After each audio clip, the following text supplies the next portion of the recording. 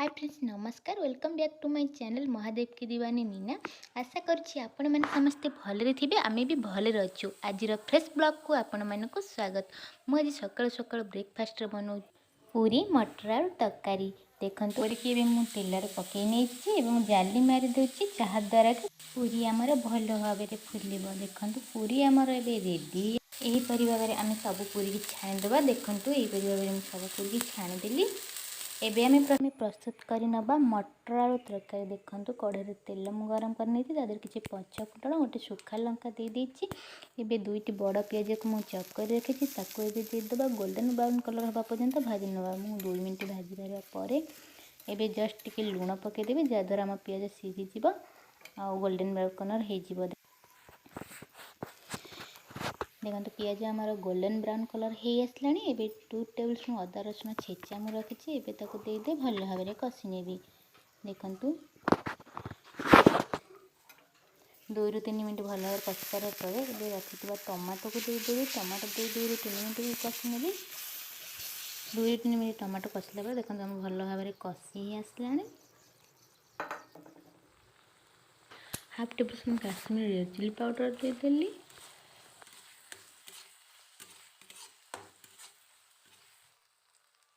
Half tablespoon chicken masala देदेली। एबे just ये पानी दे भल भाव कषि नेबी। मसला आमर कषि आइलाणी सिझे रखि आलू और मटर को देदेबा।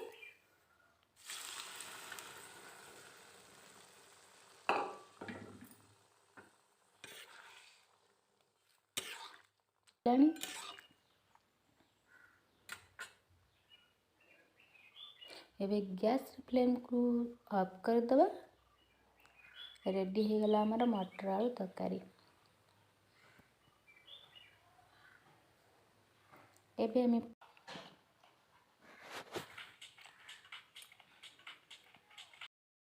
लंच पाई एबे मु बिरयानी प्रस्तुत करी। मु कढ़ाई रे तेल किछि नेछि एबे ताको गरम कर दउची। तेल हमर एबे गरम हे आसिलानी। एबे मु चॉप करी रखिथिबा पियाज को तेल रे देकी किछि समय भाजी नेकी देखंतु जाली साइज रे 2 ରୁ 3 मिनिट भाजी सारे परे सब पियाज को मु तेल रे पकई भाजी नेबी जहाद्वारा कि हम पियाज पूरा क्रिस्पी हबो।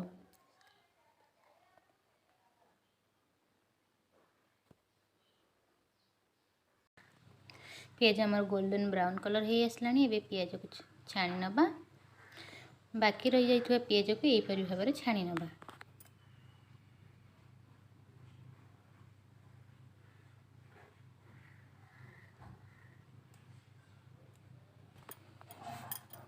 एबे बाकी रही जाइथुवा पियाज को मु छाणी नेबी। 600 ग्राम चिकेन नहीं 600 ग्राम चिकेन को भल भाव में धोई नेली। एबे आपको मैरिनेट कर नबा। देखंतु प्रथम मु सब गोटा मसला पकई नउची।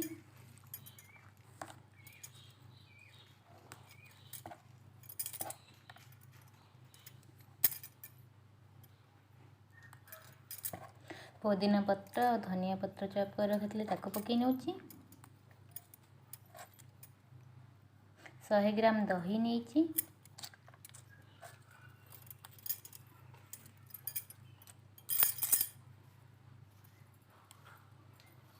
Half tablespoon red chilli powder नेची। Half tablespoon garam masala नेची। Half tablespoon biryani powder नेची। 2 टेबल स्पून अदा रसुण पेस्ट नेची।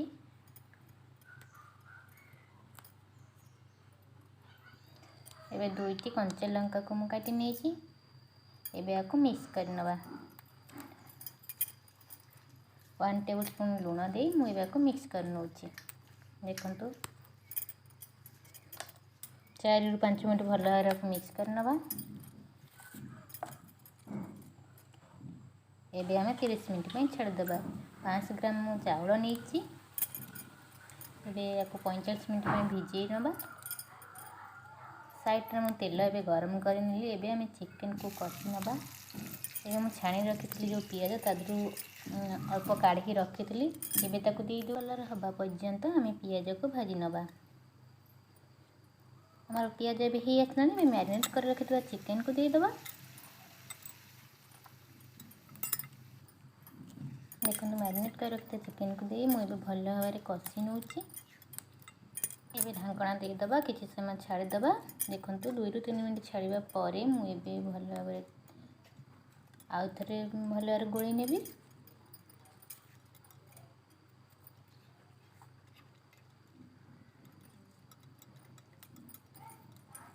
चिकेन आमर 60% कुक हो आसला। एकर साइड मुझे पानी गरम कर नेली। पानी आमर गरम हो आसला। ये पानी में गोटा मसला सब पकई नौची। ये पुदीना पत्र और धनिया पत्र को दे दूची।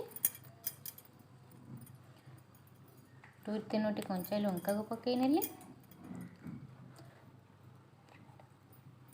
3 टेबल स्पून ए लुण दे दूची।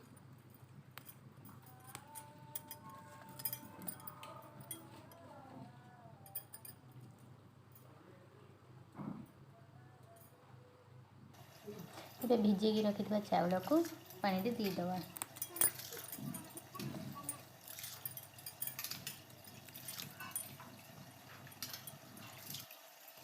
चिकेन आमर रेडी हो आसला।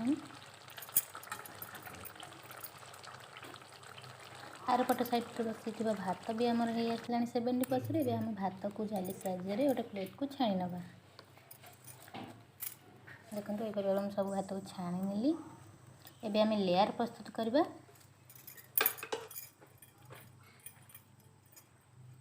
प्रथम टिके घी देसी घी मार देछि तापर भात दे देली गोटे लेयर।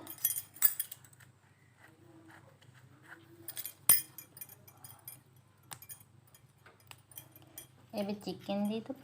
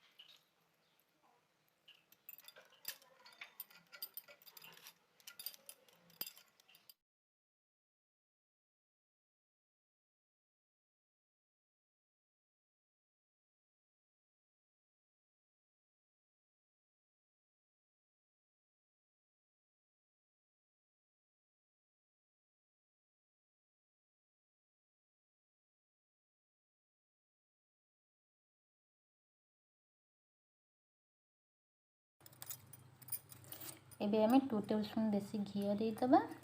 लो फ्लेम रे 10 मिनट बसई नेबा। गैस ऑफ कर 10 मिनट छाड़ी देछि मुझे। एबे हमर चिकेन दम बिरयानी रेडी हो गला। बहुत यामी भी होइतला। आशा करछि आपण मानको ये वीडियोटी भल लागबो। भल लागले लाइक शेयर एवं सब्सक्राइब कर दियंतु।